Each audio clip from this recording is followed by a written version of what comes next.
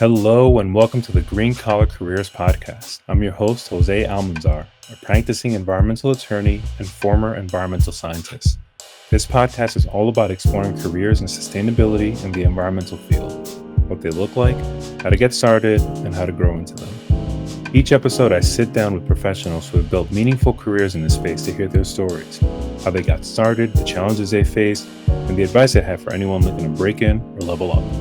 Whether you're a student, a career changer, or just passionate about making a difference, these conversations will have something valuable for you. Thank you so much for spending time with us. Let's dive right in. Hello and welcome to the show. Today's episode is especially for anyone who's thought about pivoting their career into environmental or climate work, but they're really not sure how to make that leap. My guest today is Ivonne Norman, an environmental attorney based in New York, who made a very deliberate transition from civil litigation into environmental law and policy. Ivonne is currently the legal network manager at the Sabin Center for Climate Change at Columbia Law School. Ivonne, I think you're in New York at the moment, right? Yes. Yes. Hi, Okay. Jose. Thank you for having me. And we were, before we went live, Yvonne and I were speaking about some recent travels. I know last year, was it, did you go to Chile? Peru. Peru. Oh my gosh. Yeah, no, it was Yes. Peru. And then you Yes. showed me a few pictures. Was that the most amazing trip you've ever taken?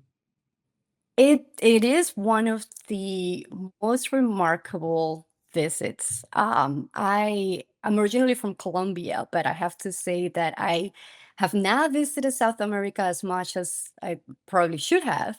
And so visiting Peru had been one of those kind of bucket list destinations, and it delivered. It was incredible to learn the history, to hike the Andes, to see Machu Picchu, a wonder of the world.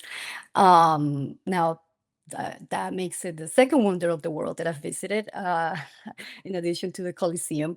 So it was really memorable. And I remember us having a conversation about it. I absolutely recommend it. It made it to the top of the list very quickly. Oh, and Interesting. I can't forget the food. The It was food, well, yeah, that I mean, you should have led with that. The So interestingly enough, you were the second person that I know who had visited Peru within the span of like 2 weeks.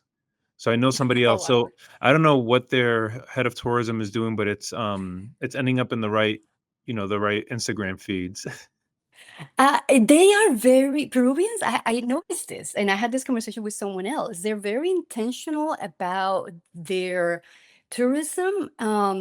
They know their history very well and their cuisine, so they definitely know how to sell it, and they come through. So I've been meaning to have Yvonne as a guest on our show for quite a bit now because Yvonne's story is, I think, ideal for anyone who has been doing meaningful work in other spaces, but then something draws them to the environmental space, and then they take intentional actions towards pivoting. So, Yvonne, first, um, can you just walk us through your early kind of career? How did you end up in, deciding to become an attorney, and then what was your early legal career like? Sure. Thanks, Jose. So, my background is in civil litigation. I was in private practice for 14 years as a personal injury and medical malpractice litigator before I formally transitioned into the environmental space. In fact, it was over 20 years of practice in the same field because I worked as a paralegal for about 8 years before and during law school. So I had a very long career in tort litigation. I did plaintiff work, defense work. I worked for solo practitioners, big firm, small firm, you name it. And At the peak of that career, I enjoyed it. I liked being in the courtroom and advocating for my clients, and I have a lot of respect for that practice. I have so many colleagues and family actually who are still doing that type of work. Um, I remember at one point even wanting to become a judge, but then I crashed. I burnt out badly, and I know my story isn't uncommon. I know that now, but it's something that is not talked about. And I felt like there was something wrong with me, and that I just simply had to push and deliver and perform, because as an overachiever, that's the expectation, and anything less is a sign of weakness. So it's one of the main reasons why I'm here today. I want to share my story, and I want to inspire our audience. And if there's one person out there that can be helped by this conversation, my heart will be full. So I've had discussions with some other guests about b- burnout, and it's not unique to the legal profession by any means. And everyone's symptoms, burnout manifests differently for different people, obviously. Um, Right. for me, I can say, and I've been attuned to this now. I've probably burned out in the past, but I haven't been really as aware of it until I experienced what was two bouts of it in 2021. But for me, um, I'm just, not only am I physically exhausted, but I don't find joy in the things that normally I find joy in. And I know for Mhm. me, when I'm in a rut and a burn and approaching burnout, that's usually what starts to happen. I kind of just go off into a corner. I just want to spend time on the couch. I don't want to work out. I don't want to see friends. And usually it can take, sometimes a few weeks for me to get out of a rut like that. For Mhm. you, did you know you were in the midst of burning out when you realized that you had been burning out? Like, how did that show up for you? No, not at all. And that's the thing. And I've had these conversations with a lot of colleagues that I've met now. I realized nothing was wrong with me.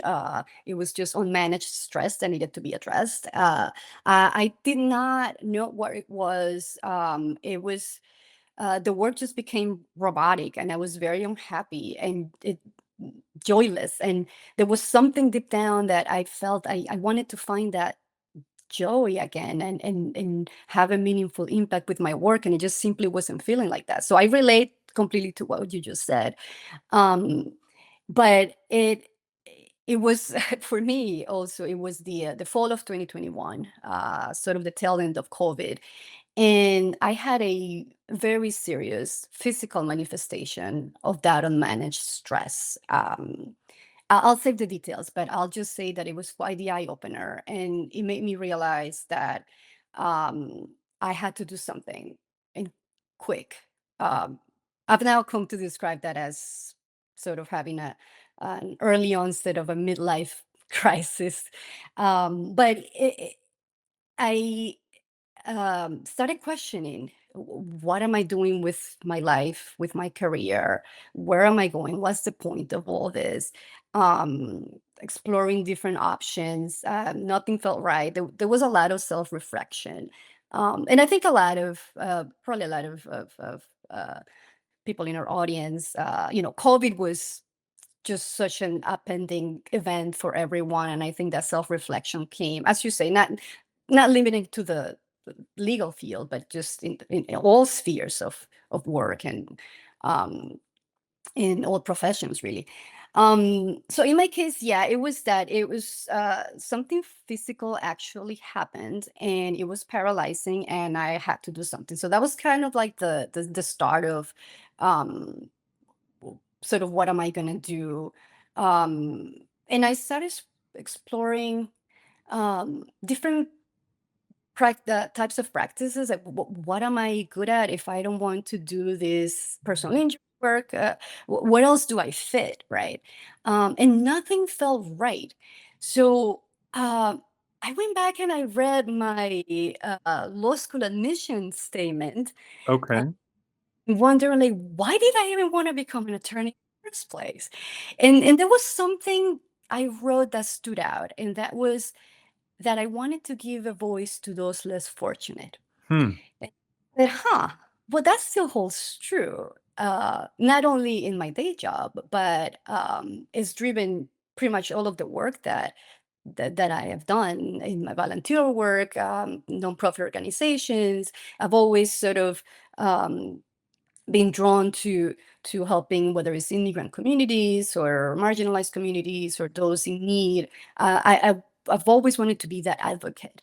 Um, so I started thinking, okay, what else can I do with that? I also realized that I've always been very intentional and caring for the environment at a very micro level. I mean, like at my household, right, with recycling practices, conservation, growing house plants, the resilience and the beauty of nature always amaze me. And so I just sort of um, an epiphany, so to speak. And, I just hadn't thought about considering environmental law and the environmental space as the focus of my professional career. Um, but that was kind of like how I started in um, or kind of started following that path of So, okay, maybe so it you is had different. this kind of you were going through this. I'm gonna just simplify this kind of existential crisis that manifested both into physical ailments, but then you were doing this kind of deep introspection on what the heck am I going to do with the rest of my life? What have I been doing up to today? And that took you to a path to start reflecting about and looking at, well, why the heck did I want to become an attorney in the first place? Mhm, And and I think that's something that's y- uh, endearing and I think admirable that I think most people should strive to do every few years, honestly, is to take a look back and be like, well, why am I doing what I'm doing and why and do I want to continue doing it? So now mhm, you could have gone into a dozen different directions. Yeah, just because you recycle and you maintain houseplants and you love and care about the environment, that doesn't necessarily mean that that you want to make that your full-time, career or vocation. So do you recall kind of what the pull was or the moment of the realization that you said, shoot, you know what? I'm gonna do this and put my energy to actually doing some form of environmental law. Do you remember kind of what mindset you were in or how that pushed you? I do. I'll just add that at the time I went to law school, environmental law was not even on my radar. I did not even take the class in law school. I don't know if the law school, my law school, even offered it at back then. So I stopped and like, all right, well, now I have to learn this environmental law. The most obvious, immediate sort of effort was let me watch some CLEs, but I knew that it needed a lot more than just watching CLEs, right? But it was a start. I started looking at a different, like, I had watched a few in other fields like intellectual property, state trust. Just nothing really seemed appealing to me. And then I saw your CLE on brownfield redevelopment. And that was, I have to say, so motivating. What the It, heck did I even say? I don't even remember what the heck I said in that program. you probably don't remember, but what I do remember, I don't remember either. But what I do remember, though, and this was the draw, was the passion by which you taught the topic. Hmm. So inspiring to me. And brownfield redevelopment isn't exactly a very sexy topic, but it is important. It's important work. And you just knew what you were doing and you had an expert, I forget his name now. You had an expert with it. And I'm like, wait a second, there's something here. Like, this guy really loves what he's talking about. I gotta call him. And I did, but the point is there was I found a topic or a space that I thought I could fit in. And that was kind of like that catalyzing moment, like, okay, I gotta look at more of this topic. And I started researching, and I started doing a lot more of intentional reading, and um, signing up for newsletters and being in the know, and who are the players, who are the experts in this field, who's doing this work, and how, and so that was sort of like that start. um, So I want to with paint the stage here. research. So Yvonne, somebody who had been a, again, civil litigator, an attorney in her own right, had this moment where she wanted to do something else, and then just started consuming content. It seems like, whether it was in the form of articles, CLEs, other programs, um, eh, to do what you did, Yvonne, just that first step of recognizing, all right, there's something I want to do, but I don't know anything about it, for lack of a better Yes. term. Yes. Um, and that can be very demoralizing to people, to realize that, they've got this career behind them, a future ahead of them, but the future doesn't align with what their past experiences have been. How did you, do you remember, or can you, try to bridge the gap? Like, how did you push yourself to just, I don't want to say go for it, but to go past? Because a lot of people really hit a wall there when they say, well, I want to become an X, and I know that I don't know anything really about X other than what I hear in headlines and a feeling that I have. Like, how did you push past that? Yeah, so it was incredibly intimidating, right? And that sort of imposter syndrome really setting, where Mm. uh, am I gonna get into this space if I haven't, I don't know these concepts? I don't, am I gonna come across as a fraud? Are they going to even pay attention to me if I write something? Is someone going to read it? But what really was encouraging was reaching out and connecting with professionals that were already in the field. I mean, I found that most people are willing to engage and help others. And if you approach it appropriately, it can yield really positive results. So I I never really, in my past career, I never really sought out mentors, um, or if there were maybe professionals that kind of guided me, because there were, but I just never really intentionally sought them out.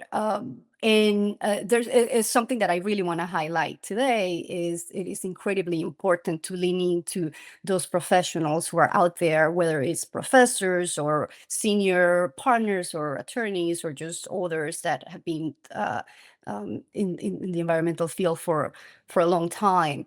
um, to me, I found that to be one of the transformative approaches. And one of those mentors, and I want to share sort of like three major recommendations. It was advice that was given to me very early on in the journey, on how to start the pivot, or how to start getting into breaking into the field.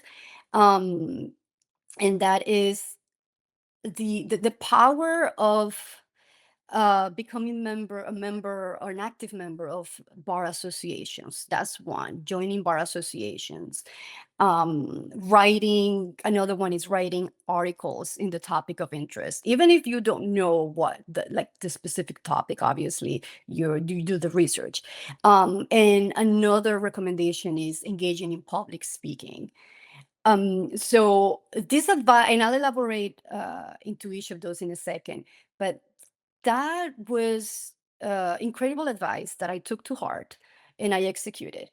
And it definitely led to very effective results. I can say that from experience. It's now the advice that I give to students and recent graduates, um, because it works. And seeking out mentors also works. Um, Having mentees is also as equally important. I've learned so much, not only from my mentors, but also from my mentees, the young professionals. Students sometimes don't realize how influential and powerful their desire to learn, their ambition, their energy can be for experienced professionals. I love it when I'm teaching. When I've had now the opportunity of doing a little adjunct teaching and small seminars, and um, I always walk out with like, wow, I'm refreshed. Like the energy in the room is just so vibrant, right? Um, but uh, going back to the specific recommendations. So joining bar associations, I never really leveraged the power of that. When I was a law student, I joined because yes, they give you free membership when you're in school. I never made anything of it, and I wish I had. Right? And so uh, when I mean becoming member, I mean being active and volunteer, volunteer, volunteer. I cannot stress that enough.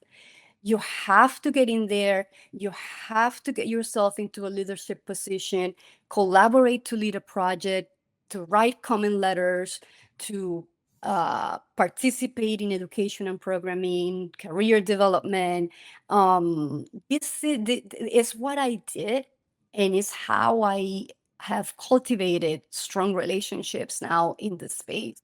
Most bar associations have an environmental law committee, um, and if they don't, you can propose it. I mean, I proposed a subcommittee in one of my bar associations, and I led it for a couple of years, and it was an incredible experience. So even if you look at the list and oh, but they don't have one, well, you come in and you propose it, and most people, more leaders are willing to, if you have that passion and commitment, they're willing to embrace it and encourage it. So, Yvonne, you mentioned I want to break these things down because these are all great things. But for somebody who, again, let's take the person who perhaps was. I keep coming back to this archetypal person who was in finance, not necessarily legal, or maybe they were an intellectual property attorney, let's say, or somebody that was working. Um, not environmental space, doing something else. And they know nothing substantively about environmental, the space they want to occupy, renewable energy, sustainability, circular economy, biodiversity, whatever. They know nothing about it except that there's a pull and a tug. How do you go from being an outsider looking in to then being somebody who's in the inner circle? The first thing you mentioned was, you know, aligning yourself with a networking group. And in our case, as attorneys in New York, you're specifically speaking about the New York State Bar Association. But there are others, obviously, in the legal profession. If you're an engineer, there are engineering networking groups. If you're a nurse, there's nursing networking groups. Um, is that kind of your first step? Like, and there's no right formula for this, but how do you go from being a civil litigator to then writing articles on environmental issues or then public speaking? You can't just Right. start doing it. Of course. That's absolute. And in my case, that was, I mean, it took months. I mean, this has been a journey of several years, and so I went through all that thought process that you just described. How kind of like that vicious circle, like okay, I want to get in, but I don't have the experience, but I won't have the experience if I don't get in. Small steps, doing a whole lot of listening to those who are already in the space. Listening is key. You start seeing the patterns, you start seeing the values, you start seeing what matters to those professionals. You start joining the networking events. At that point you're just a little sponge, like a child, right? It's kind of like I had to learn how to walk again, right? There was a lot of trips, a lot of falls, and I just came in with this open mind, like what is this about? Okay, doing a lot of listening, doing a lot of reading, a lot of research, right? I mentioned joining newsletters. There's a ton of organizations, environmental organizations, and news publications and journals. And so I was diving into all of that. I mean, I now have the privilege of working at the Sabin Center, but the Sabin Center in my early start of this journey was my go-to resource. Like by the time I joined them, I already knew like all of the publications that they had and the databases and the work they were doing. So it was one of the most reliable places where I went for the information. There's many others out there: the Environmental Law Institute, the university space, university, and I'm just not an exhaustive list by no means. Um, Newsletters like EcoWatch, Inside Climate News. I mean, there's a ton. The information is out there, and you start gaining that knowledge and getting to know again the topics that matter, right?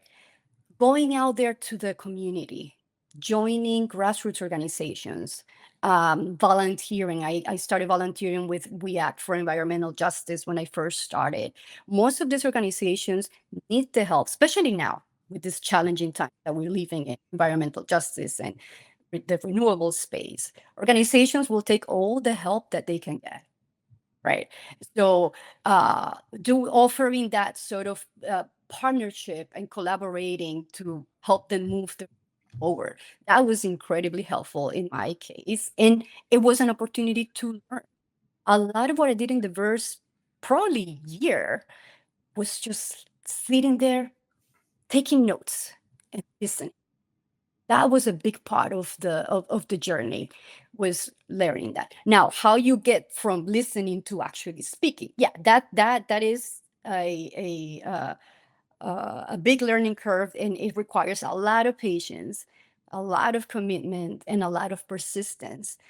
And is what I did. So finding others to collaborate with. So, like for example, with my first article, right, co-authoring first article in the environmental space on extreme heat, a topic that I did not know about, but I learned, and I did the research, and I'm very proud of that piece. And then the next one came along, and then the next one, and then eventually, after connecting with the seasoned professionals in the field, again, in these groups, bar association, uh, um, uh, grassroots organizations, or um, pro bono work that I also volunteer to do with other organizations out there, I started being known, right? Showing my interest, showing my commitment to the causes. And I started getting the calls like, "Hey, do you want to help with this? Do you want to collaborate with this?" Again, I go back to volunteer, volunteer, volunteer. I was always the one raising the hand. Oh, we're doing this local law known local law 97, for example, in New York City. Oh, I'll bring an expert. What do you need? Okay, an engineer. All right. And then when I found an engineer, oh, we're doing this panel on regulations on ESG investments. Okay, what do you need? An attorney? All right, I want to add someone from the Attorney General's office. And so, like, seeing the opportunities and just jumping on them. So Right. there's a playbook here that I'm gonna stop being bashful or hiding behind this. There's a playbook here that when Ivonne reached out to me, was this 2021 or 2022? I think it was the end of 21, right? It had to be, yeah, end of 21, I think, End when of I 21, Ivonne reached yeah, out to me, yeah. and I don't remember exactly the words that she said, but she says something along the lines of, "I'm a civil litigator and I'm interested in environmental law. Um, what are your thoughts?" I'm just simplifying. And Yeah. I said, "Well, let's do this. Let's I think within a year you can become an environmental law expert, even if you know nothing about environmental law today." And I don't think you actually believed me when I said that. Of course Um, not. I don't think you believe me, but there's an incredible thing that happens when you just start doing things and putting things out into, content into the media. Specifically, LinkedIn is great for this because the advice that I gave Yvonne was, well, you don't know too much about environmental law today, but just start posting about it. Start posting articles that interest you and putting little 1 or 2 sentence comments on it, probing questions. You don't even have to say anything too significant. Just start putting things on your LinkedIn profile. And over time, when people are scrolling on your LinkedIn profile, they're going to see, well, this lady, all she does is post about environmental issues. She must know something. And then my advice to Yvonne was start posting and reading about environmental issues, which you did. You dove right into it. And then I suggested, let's co-author an article. Give me 2 or 3 ideas. And sure enough, within a week, Yvonne provided me with 2 or 3 ideas. We narrowed it down to extreme heat issues because we were both interested in environmental justice and the impact.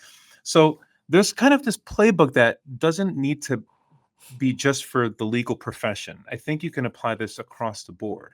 If you want to be something that you're not, just start behaving in that way. Mhm. Just start. So another point of advice which you took was, Yvonne, you don't know anything about the New York State Bar Association or the environmental law section, but I know for a fact that it's a good group of attorneys, a good group of people, and they are always looking for new members and new talent. Why don't you just come aboard? We'll introduce you to some of them and just start having informational interviews. Do you remember that, Yvonne? You Yes, absolutely. you then went on a crusade where you probably had weekly discussions with different environmental attorneys. Now, granted, um, they were targeted. You came up with a list of people that you thought would be interested based on their profiles. And I said, well, I know them. I can make an introduction, or I don't know them, but we all sit on the same executive committee. So I'm happy to make an intro. And then you actually did the thing. So there are things that you can do to position yourself, for anyone listening, to be the thing that you want to be, but you're not there yet. But to your point, Yvonne, it takes time and persistence, but you need to have a plan. You can't just do Mhm. complete shotgun approach, right? Absolutely, Jose. And you know what? It's something that I had a difficult time with. Perhaps the most challenging was uh as a perfectionist naturally I was um pulled to wanting to already be perfect and have the knowledge and already come in as the expert, and it's just not possible because you're starting over, right? So you have to be give yourself more grace, and I had to, right? Because what is the saying? Perfection is the enemy of action, right? And so it doesn't have to be perfect. You just have to execute. Just do it, right? Make the jump. And it may not sound as precise and sophisticated, perhaps at first, but you'll get better at it. And so dive in, just jump in. And I've come to know now, having met so many leaders in the space, and especially when it comes to public speaking and being on panels and etc., something that I never did in my entire career before this. And I've done so much more of that in the past 4 years than I ever did in the previous 20. And I'm by no means comfortable with it to any level, but I am becoming comfortable with the uncomfortable, which is a big step to take. A lot of times the intimidation fear gets in the way of anything. This applies just of life in general. You can't be afraid of fear. You have to just do it. And I've come to learn from so many people that they all get the butterflies in the stomach before they go into a panel. They all get nervous. Their hands are shaking. They're cold. Everyone still gets it, like even if they've done it 100 times. So it became like all of the as you have these conversations, and this is why it's so important, as you mentioned, informational meetings, and I definitely took that to heart. I lost track of how many of those meetings, brief calls, or just chats I've had in the past few years, and it's one big piece of advice that I also um, now give whoever reaches out to me for advice. As I said before, most people are willing to engage. And through those conversations, I've learned, like, we're all just human, right? And we all make mistakes, and we all want to be, do a good job. And if you're intentional, you'll get there. So I can assure our audience, yes, it's intimidating. You're going to start with, like, how do I even tackle this? Like, these topics, this is just for, experts out there. No, you can become an expert yourself, right? So there's a couple of things that I want to share, some, like, call it strategic moves or actual action points that I did. And this is, like, uh, summarizing the work of years of my journey. Like, none of this came linear. None of these moves were sort of like one after the other. This is now, in retrospect, I can go back and share, okay, so this is what worked, this is what didn't work. So one, again, those informational meetings, and that is, you are simply reaching out to experts in the field. You're not asking for a job. You're not asking for them to be a mentor. You don't want to put pressure on them. You are reaching out to ask them, tell me about your day, right? Your day-to-day work. What do you like about your role? What don't you like about it? What do you wish was different? What other professionals should I be reaching to? And what other organizations should I be connecting? That's it. Most people like to talk about themselves. So you just want to listen. You're not asking for any favors. You thank them, and then you start cultivating the relationships. That's one. Another very important strategy is, you have to narrow down the scope. And this was incredibly difficult as well. And what I mean is, you can't just come in and say, I want to be an environmental law attorney. Okay, tell me more. People can't help you if you're not able to have a very specific sort of 10-second elevator pitch, right? It is really difficult I found that, because I was just, oh, I want to do environmental work. Okay, what kind of work? There is just so much, it's such a broad space. So what I recommend is, um, narrow down to two or three potential areas that you see you could bring your skills to, you could bring value to the table, and you can make an impact. And it's okay to pivot within the pivot.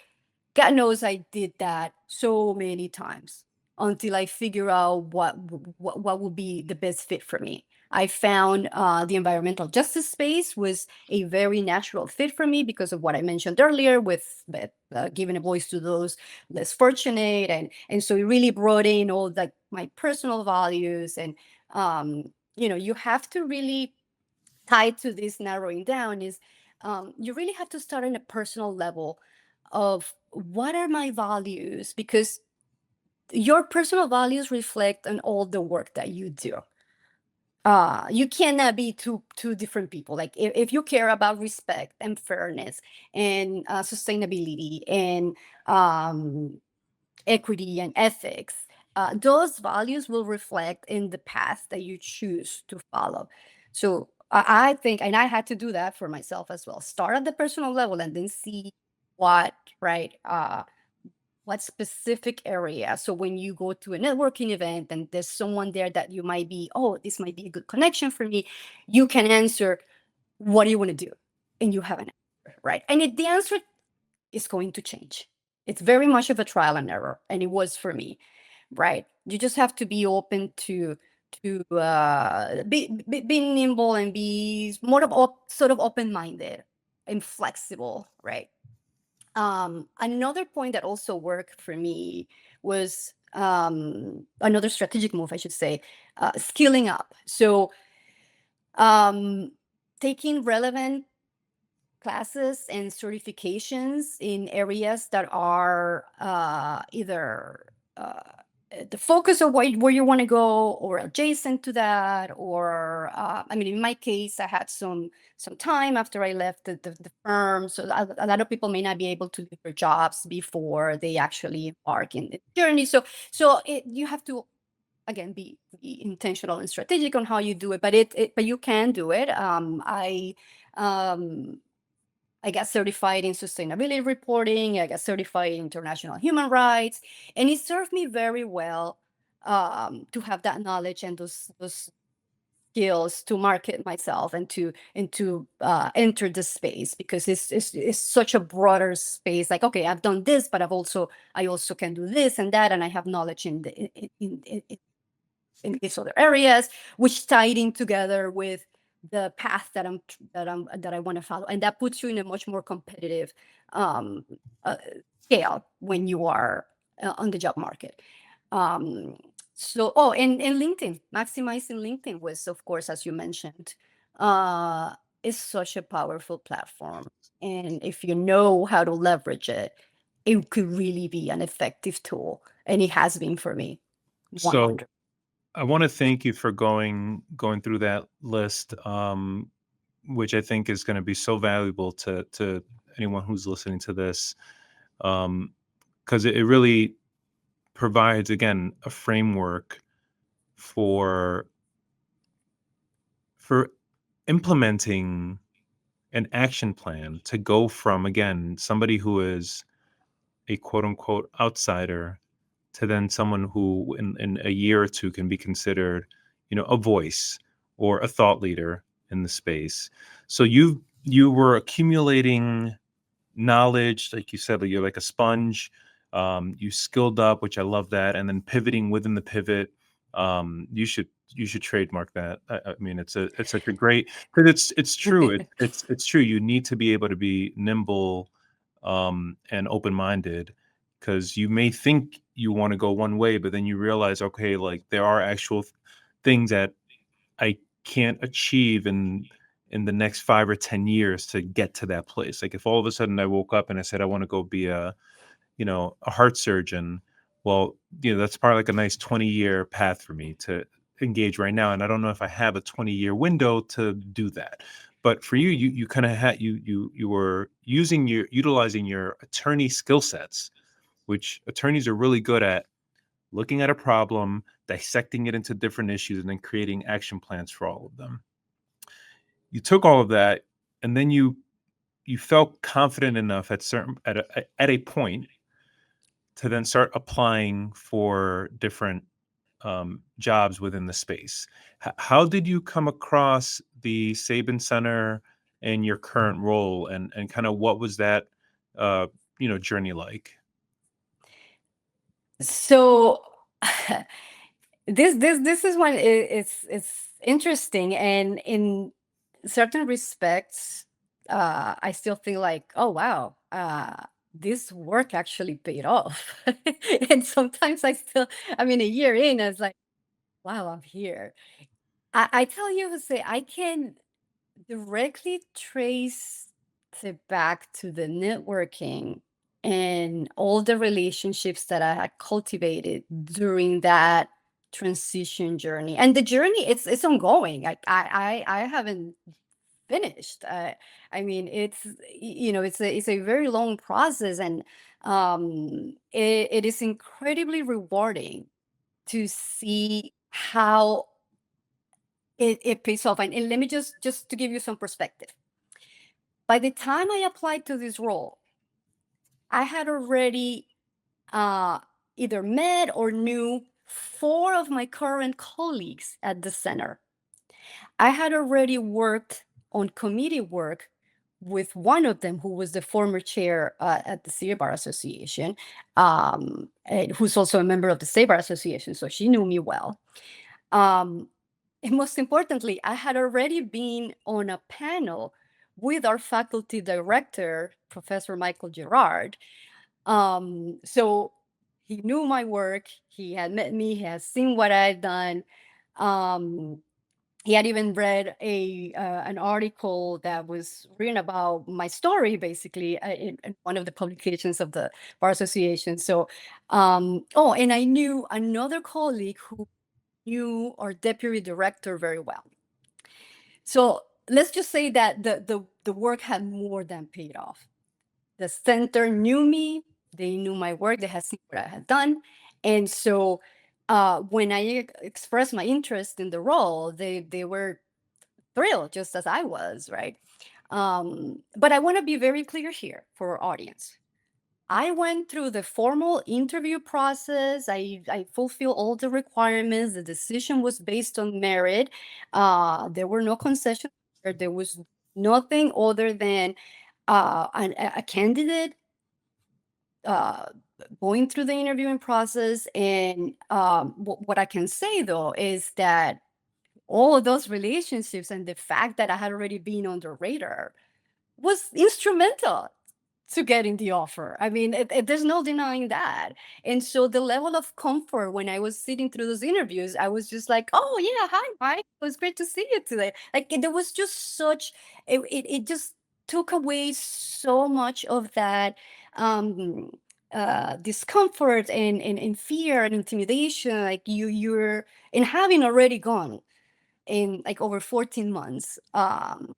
Right, there was a period of a long period of unemployment in my journey, and rejections galore, and it was demoralizing, and the application process, and it was just like, oh gosh, like there were moments where I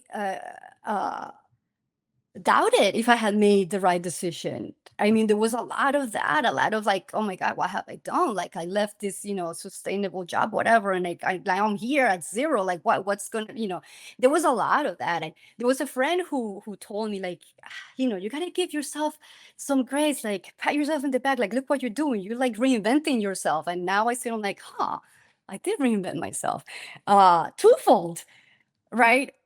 Personal injury into environmental and in private practice into academia. That's just it, not once but twice.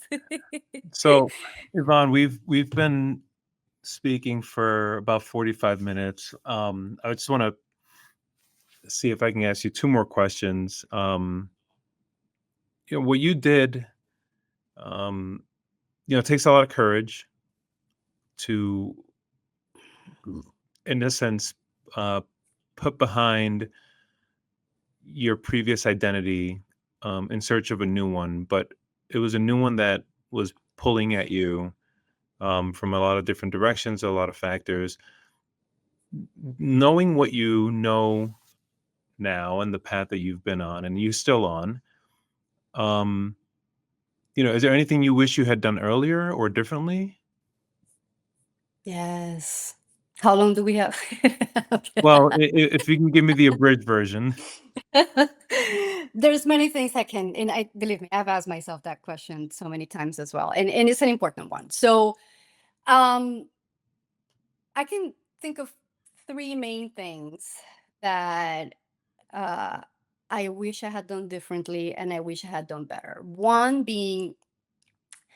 uh, being more intentional at tracking my work, my accomplishments, my collaboration in work, what I did for all that almost 15-year career.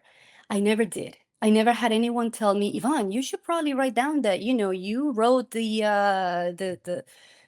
brief that resolved this case, or maybe you should keep track of all the successful appearances you had, or how you impacted these clients lives, or that kind of thing. I never did that. I just like sort of, as I said earlier, like it was just like this robotic, joyless kind of like, okay, I'm doing this, I'm writing this, I'm going to this appearance, etc., etc. I wish I had done, because it was so difficult Hmm. to an over a decade of career and try to pull and extract, oh, what is it that I can do? What are my skills? What have I contributed to the profession? What has been my impact? It was really hard to do because I had no track or no record. And it was sort of like I had to ask other people, can you tell me what I'm good Would at? would you recommend that once a year, or even twice a year, if people are able to do this, people hit the pause button and just look back at the projects they've worked on, whether if you're an Yes. attorney, the matters that you've or the deals that you've worked on, or the transactions or the litigations that you've been involved in, or you could do it in real time. I'll give one bit of advice that I do. I have a folder on my desktop and I call it the hype folder. because I Okay. look at it when I need to hype myself up. And whenever I get an email from a partner or somebody giving me an accolade, Jose, great job on this. We just wrapped this deal. We couldn't have done it without your support. Jose, we're so happy that we were able to interview you for this publication. Thank you so much. I take the drag and drop, and then Mhm, every year when I'm doing my annual review, I look back and say, "Oh shoot, I did that in February." I mhm. I mean, that's the way that I approach it because to your point, like so much happens, you can't remember that stuff. So you Yeah, have to no, find a system to keep track. it's important. And I also have now, I do. Now I am so careful to not forget what I've done. Mm, It's not a folder, but it is a document, and I call it Yvonne's engagements, publications, work. And it started as part of having to craft a new resume. uh, mhm, to focus it to where I wanted to go, and that work of rewinding all this career to like kind of extract.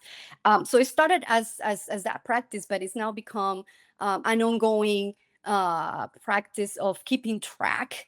And yeah, and every so often I go back to it and like, oh yeah, and there were things that I have forgotten. Like when you invited me to this, I went back to it and I said, oh yeah, so I've done like I said earlier, I didn't even take environmental law in law school, and now I've taught classes at a prominent law school. I've been an adjunct professor. I've taught CLEs in these topics, and I read that and I'm like, whoa, yes, you go.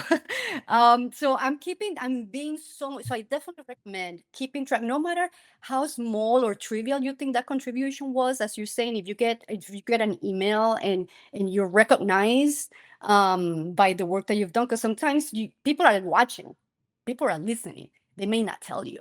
And so sometimes it's hard to see the impact you have. And I've seen that in my own experience. I later learned that, oh, so and so volunteer me for something because, oh, they like the message I bring. I'm like, oh, really, they do? Nobody told me. So it's very important to have that sort of self track system so of that's career. one thing you would have done earlier is kind of self keeping track of your accomplishments, and you said you had two others. What are they? Yes, yes. So the other is, I wish I had leveraged, and I said this earlier, bar associations, bar connections, committee work. It really, I cannot stress it enough. And they're all volunteer commitments, but they do pay off. And especially in the environmental groups, I find that they're so welcoming and friendly just by the nature of the work that you do. And so I was missing out on reaping all those benefits. I wish, early on I would have been more active. I mean, I've been able. There was one program at the Hispanic National Bar Association that I joined, recommended by a friend. Like, oh, you should join this program. It was transformative. The Latina Executive Leadership Program was, for me in this journey, incredibly transformative. So things like that. I wish I had done that earlier. And lastly, seeking out that mentorship. Uh, and I know the audience knows this. Mentors don't have to be such a formal structure setup. You don't have to be assigned a mentor. A lot of times they just these mentorships develop organically. It could just be a trusted friend or someone, a coworker that you look up to, or someone that you could just listen to and learn from, that you could lean to when you're having a moment of confusion, or just, you need that support. It could be just as simple as that. Um, so I wish I had recognized that support and what's available out there in terms of getting the support from experienced and seasoned professionals. That I know that now, and I definitely uh, it has worked for me. And I'll definitely recommend our audience, if you're in that would be the first step, is get advice and I should say, as a parenthesis, you don't have to take and implement all the advice you get. I've also gotten advice that just simply didn't work for me or didn't apply or just was misguided, or so you have to also be able to filter, right, what works, what doesn't work. I'm not saying, just go with, like, you don't have to do what others tell you, but you can listen and then take what works for you and apply it. That's it. 100%. No, and I'm Yeah. glad you brought up the mentorship component and the fact that it doesn't have to be this formalized thing with a capital M. I've mentioned this before on other episodes. I have mentors who don't even know that they're mentors of mine. We Mhm. speak maybe once a year, and our relationship is deep and profound, but it's not a weekly touch point. It's not a monthly touch point, and it's not Right. formalized. Right. Um, so I'm glad you mentioned that, Yvonne. Uh, Last thing, for somebody who's listening to this or considering, finally taking the plunge and going, leaning into that feeling that they have that's drawing them to join the environmental, to join us in this kind of environmental space. What's one thing that they could do today, to one action item that they could do today to propel them towards that path? I think um find an immediate opportunity to volunteer and collaborate in one task, one project, no matter how small.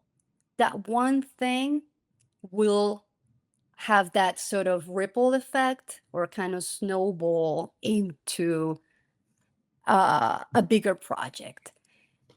And that is not difficult to do. And it could be as simple as look at the news, the headlines today, what's going on. I know there's a lot going on. We're not going to get into that. Uh, uh, but I saw a ton of postings on LinkedIn earlier today in topics that are of interest, topics that are um, on everyone's radars, right? Like, for example, offshore wind, right? And what just happened yesterday with offshore wind, um, the major setback in moving large projects forward. There are a number of organizations in New York, for example, that you can call up. You can look at the website. I am very sure that they have some sort of call to action, collaboration that they're seeking out. I can assure that there's something there in which one can say, "Hey, I volunteer." Could be something like that. I love it, Yvonne. Really appreciative and grateful for your time today. I know we've been planning this for a few weeks and our schedules had been misaligned, but I'm really grateful for you, appreciative of your friendship, and your story is one that needs to be shared far and wide because it's a perfect model for those who are interested in pivoting. It doesn't even have to be environmental space. Obviously the topic of this podcast is, green careers, but really for anyone that's feeling in a rut and feeling like they need to make a change to do more meaningful work, your story is a perfect playbook of that it's possible. So, um, for any final words, Yvonne, before we log off? Well, let me first say thank you. Is really an honor to be your guest. I incredibly excited to share a little bit of this journey. And again, I hope that if this conversation inspires and helps one person, my heart is full. I can say that yes, it's going to be an uphill battle. Is a long journey, but I am here. I am so much happier. As I say, I'm living a better version of myself now. And it's definitely possible. If I did, so can you. And want everyone to know that it's it would the fulfillment of taking on um a journey and seeing the other side is unmatched. Well, Yvonne, thank you so much. That's Ivonne Norman, the legal network manager at the Sabin Center for Climate Change Law at Columbia Law School. You can find Yvonne on LinkedIn, and she's out there probably doing 2 or 3 speaking engagements. So definitely look her up. Yvonne, thank you so much. I hope you have a wonderful rest of your week, and I'm looking forward to seeing you next. Thank you, Jose. Happy holidays. You too. Thank you so much for tuning into this episode of the Green Collar Careers Podcast. A huge thank you to our guests for sharing their time and insights with us. If you enjoyed this episode, please take a moment to like, share, and subscribe. It really helps more people discover the podcast. You can also support the show by leaving a review or sharing this episode with someone who might find it helpful. And if there's a topic or guest you'd love to hear from, please let me know. DM me, reach out, shoot me an email. Thanks again for being part of this community, and I'll see you again next time.